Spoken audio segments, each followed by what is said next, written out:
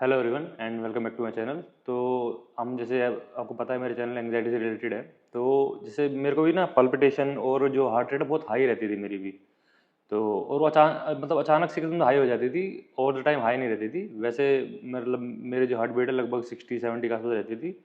पर कभी कभी जैसे शाम के टाइम जब दिन ढलता है उस टाइम पे हार्ट बीट बहुत तेज हो जाती थी। हार्ट रेट जो था ना लगभग 100, 110, 120, 140 तक पहुंच जाता था। और पल्पिटेशन दोस्तों मतलब पल्पिटेशन आप समझते होगे जैसे धक धक करता है, जैसे दिल दिल तो धड़कता ही रहता है, धक धक करता है। पर बहुत जोर जो धक धक धक धक धक धक धक धक यहाँ पे आपको लगा आपका हार्ट ज़्यादा पंप कर रहा है। मतलब बहुत अजीब सी फीलिंग है दोस्तों, मतलब बहुत गंदी सी फीलिंग आती है कि हार्ट इतनी तेज क्यों पंप कर रहा है। और आपको लगेगा कि अब हार्ट रुक गया मेरा, अब तुरंत हार्ट रुकेगा, 1 सेकंड बाद रुकेगा, या कहीं कोई एकदम से ब्लॉकेज आएगी और मेरे हार्ट की मसल्स फूट जाएगी, मेरा हार्ट फट जाएगा। कोई भी अनस्टैंड फीलिंग जितनी भी आपको दिमाग में आने लगेगी। तो जैसे मैं ऐसे लेट जाता था कभी बहुत बार, बेड पे लेट रहे हो आप जैसे नीचे तक गर्दन नीचे तकिया लगा के, और या फिर गाड़ी में अकेले बैठे हो, कोई साथ में नहीं है, म्यूजिक वगैरह नहीं बन रहा, तो यहाँ पे आपको फील होगा जैसे आपका हार्ट ऐसे चल रहा है। और पेट भी हिलता है दोस्तों। पेट के ऊपर मैं अलग वीडियो बना दूंगा। पहले हार्ट की बात कर लेते हैं। और ऐसा लगता है कि भाई आउट ऑफ कंट्रोल जा रहा है हार्ट की जो बीटिंग है ना। और ये आपके कंट्रोल में नहीं है, और आप सोच सोच के आपके हाथ में ठंडे ठंडे लग जाएंगे, हाथ में थोड़ा हल्का पसीना भी आ जाएगा, फेस के माथे के ऊपर पसीना आ जाएगा, और आपको एकदम फील होगा कि यार मैं मरने वाला हूँ। और पूरा एकदम शरीर जैसे साथ छोड़ देता है ना, इस टाइप का हो जाएगा। और आपको तेज हार्ट बीट बिल्कुल, मतलब अगर आपके पास कोई चेकिंग मतलब कोई स्मार्ट वॉच वगैरह होगी तो उससे आपको पता चल जाएगा कि आपकी हार्ट बीट कितनी ज़्यादा है। और आप बार बार पल्स चेक करोगे, गर्दन के यहाँ पे हाथ लगा चेक करोगे, हार्ट चेक करोगे, सेम रिदम आ रही है कि नहीं आ रही, धड़क भी रहा है या टेढ़ा मेढ़ा धड़क रहा है, ऐसे अलग अलग फीलिंग आने लगेगी। तो ये मतलब अब डॉक्टर के पास जाओगे फिर किसी न किसी दिन, डॉक्टर चेक करेगा, वो बताएगा आपको कि कोई आपको पल्पिटेशन वगैरह कुछ नहीं है, नॉर्मल है, ऐसा नॉर्मल धड़कता है इतना ही। पर आपको मानने के लिए रेडी नहीं हो, फिर आप और ज़्यादा तो सीवियर सिम्टम्स हैं उसके बारे में सोचोगे, और भाई कोई हार्ट की बीमारी है उसके बारे में सोचोगे। तो डिप्रेशन और एंग्जाइटी में दोस्तों ये होना बहुत ही नॉर्मल है, और ये हर दूसरे दिन की तीसरे दिन कहानी आपकी रहेगी अगर आप एंग्जाइटी और डिप्रेशन से ग्रस्त हो तो।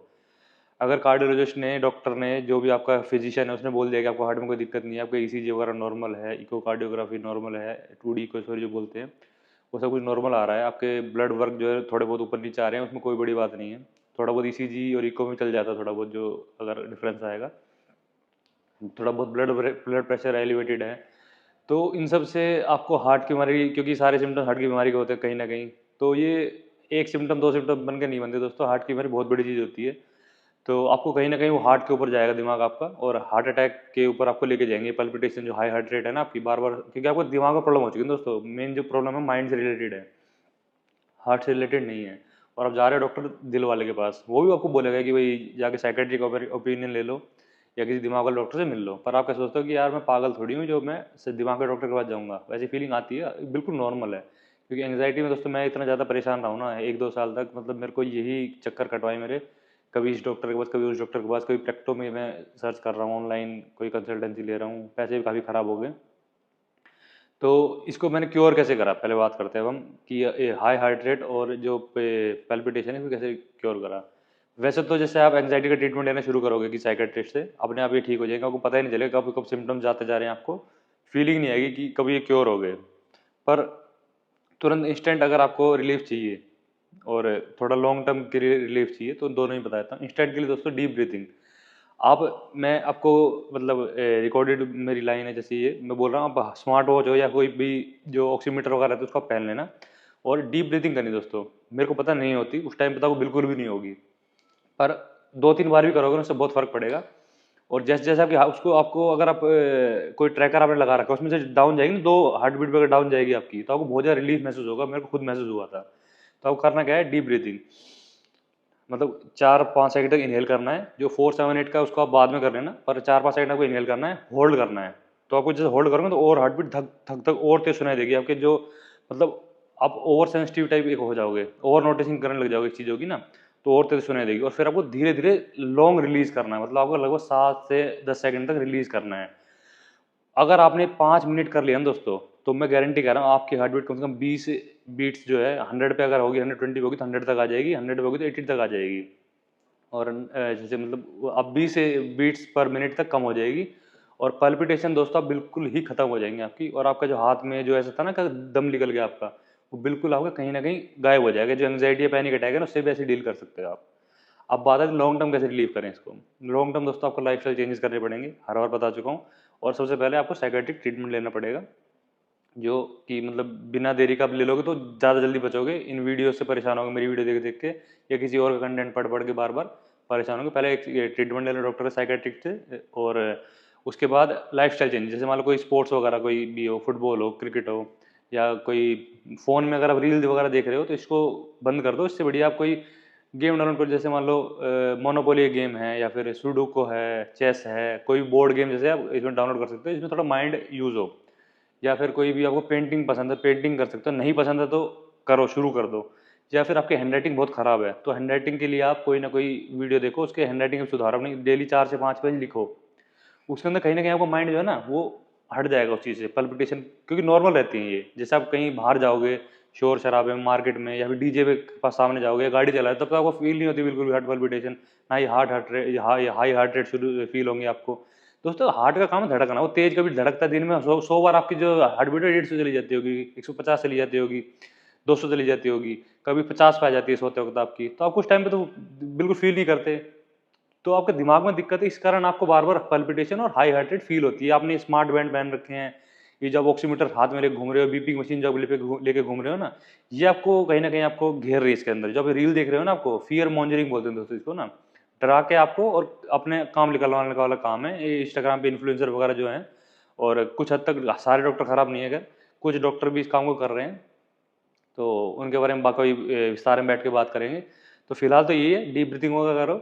कोई आपको शौक है, मान लो कुछ भी नहीं आता कर सकते ना, तो आप राइटिंग वगैरह कुछ नहीं कर सकते तो आप खेती कर लो अगर आपका ज़मीन है तो, नहीं तो गार्डनिंग कर लो। गार्डनिंग के लिए आपको ज़्यादा जगह नहीं चाहिए, स्टेबल जितनी जगह होगी ना उसके अंदर अपने प्लांटेशन उगाओ, फूल की, तुलसी की, या फिर कोई आपको सब्जी उगाने का शौक है तो 2-3 बीज उसके लाके डेली उसको आप पानी दोगे, डेली उसके अंदर खुदाई करोगे ना, बहुत माइंड डाइवर्ट होता है, मैंने खुद करा है। नेचर से जितना जुड़ोगे उतना अच्छा लगेगा आपको।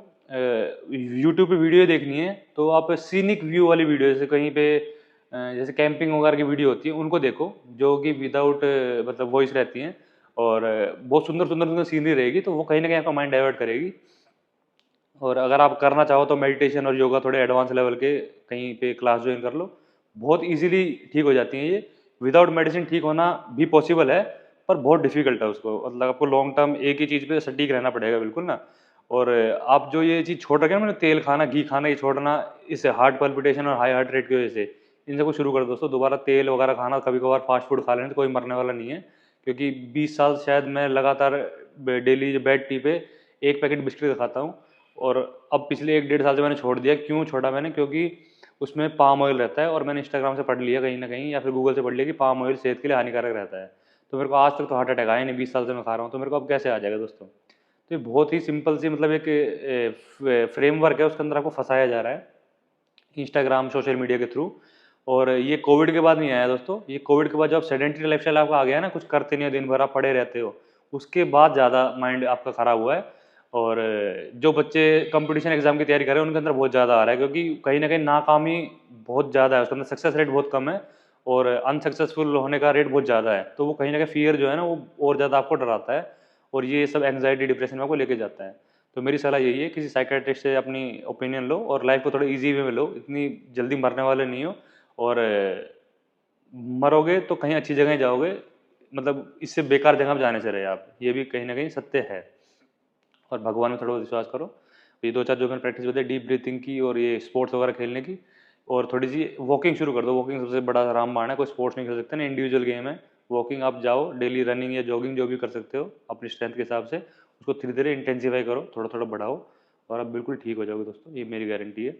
और अगर कोई हेल्प चाहिए, डायरेक्ट मेरे से बात करनी है थोड़ा सा, मतलब जैसे डिस्कस करने के लिए, तो मेरी इंस्टा आईडी मैं डिस्क्रिप्शन में डाल देता हूँ, वहाँ से आप कनेक्ट कर सकते हो, वहाँ मैं ज़रूर आपका आंसर करूँगा। तो यही सब था वीडियो में दोस्तों। वीडियो उम्मीद आपको वीडियो पसंद आई होगी। वीडियो पसंद आए तो वीडियो को लाइक कीजिए, शेयर कीजिए, और चैनल को सब्सक्राइब कर लेना। कोई क्वेश्चन हो तो कमेंट में जरूर पूछना। Thank you so much.